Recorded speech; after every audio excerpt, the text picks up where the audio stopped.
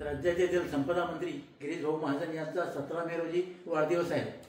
तसे पाहिले तर गिरीश भाऊ कधीही वाढदिवस साजरा करत नाही, परंतु कार्यकर्त्यांचा आग्रह असतो। आता त्यांचा वाढदिवस असल्यामुळे इच्छा आहे की तुम्ही त्यांच्या सौभाग्यवती आहात, त्यांच्या पाठीशी सदोतीत उभे राहतात, तुमची मुलाखत घ्यावी। तर तुम्ही जिल्हा परिषदेचे पहिले सदस्य झालात। हो, 1992 ला मी जिल्हा परिषद सदस्य झाले, त्याच्यानंतर सरपंच झाले। सरपंच जिल्हा परिषदला तुम्हाला निवडून आणण्यात भाऊंचा मोठा वाटा होता। त्यानंतर 1995 मध्ये भाऊंनी विधानसभेची निवडणूक लढवली आणि ते निवडून आले। त्यामुळे यशस्वी पुरुषामागे यशस्वी स्त्रीचा हात असतो हे तुम्ही सिद्ध करून दाखवलं। आता भाऊंच्या राजकीय कारकिर्दीबद्दल तुम्ही काय बोलाल? राजकीय कारकिर्दीत त्यांचं सदैव लोकांमध्ये राहणं, लोकांच्या सोबत काम करणं, सगळ्यांच्या सुखादुखामध्ये जाणं, रात्रंदिवस लोकसेवेतच ते व्यस्त असतात। घरासाठी खूप कमी वेळ देतात, पण जेवढा वेळ देतात तेवढा तो आम्ही आनंदात हे करतो। तुम्ही जिल्हा परिषद सदस्य झाल्यानंतर भाऊ आमदार झाले। केवळ एकदा नव्हे तर 7 वेळा ते निवडून आले। 2 वेळा त्यांना कॅबिनेट मंत्रिपदाचा दर्जा मिळाला। त्यांच्या या यशाकडे तुम्ही कसं बघता? त्यांच्या मेहनतीचं फळ आहे, लोकांचा विश्वास त्यांच्यावर, कार्यकर्त्यांची मेहनत, सगळ्यांचं सहकार्य, पक्षाने जी जबाबदारी दिली ती त्यांनी स्वीकारली। संघटनेचं काम मोठं आहे।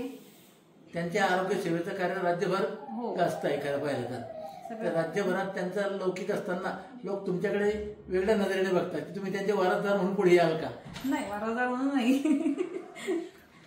गेल्या 3 निवडणुकांपासून म्हणजे 2014 पासून आम्ही असं बघतो गिरीश भाऊंवर उत्तर महाराष्ट्राची जबाबदारी आहे, राज्यात इतर मतदारसंघाची जबाबदारी असते, त्यामुळे आपल्या मतदारसंघाला ते फार कमी वेळ देतात। हो, ते म्हणजे आता गेल्या 2-3 इलेक्शन मध्ये ते जामनेर मतदारसंघात फिरलेच नाही, जवळजवळ म्हणजे अगदी खूप कमी वेळ दिला त्यांनी।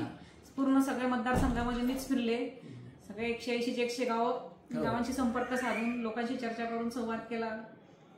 त्यामुळे तुम्ही पूर्ण तालुका सांभाळतात खरं पाहिलं तर, आणि गेल्या 10 वर्षापासून तुम्ही नगराध्यक्ष सुद्धा जामनेरचे राहिले आहेत। तर जामनेरच्या नगराध्यक्षाचा कारभार करताना तुम्हाला काय अनुभव आले?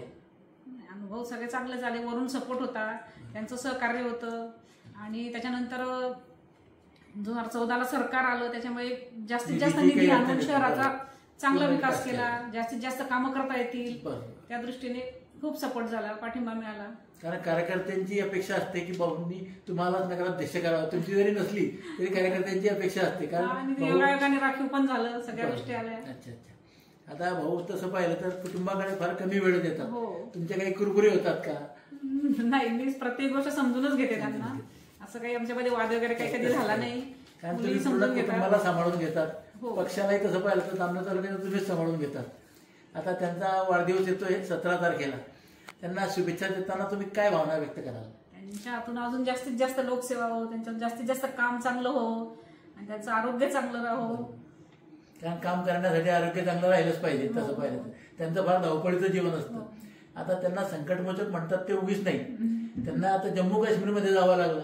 तब्येत खराब असताना सुद्धा ते जम्मू काश्मीरमध्ये गेले, आणि मला सांगितलं की डिस्चार्ज झाला, मी घरी आलो आणि मी टीव्हीवर बातमी बघितली की महाजन श्रीनगरला रवाना। मलाही माहिती, मला सांगितलंच नाही तब्येत खराब आहे म्हणून, त्यांना नाही म्हणत होते जाऊ नका, ते कुटुंबाला यासाठी सांगितलं की तुम्ही चिंता कराल म्हणून। बरोबर आहे।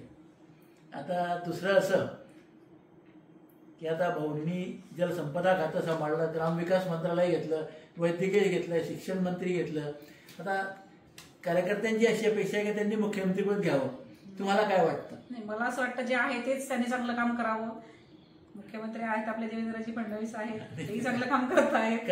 अपेक्षा तर असतात सगळ्यांच्या, पण आहे ते चांगलंच आहे आपल्याला जे मिळालं ते। उत्तर महाराष्ट्राला आपल्याकडे मुख्यमंत्रीपद मिळालेलं नाही, तर सर्व जळगाव, धुळे, नाशिक जिल्ह्यांच्या अपेक्षा आहेत त्यांच्याकडे मुख्यमंत्री म्हणून भावी ते पाहतात।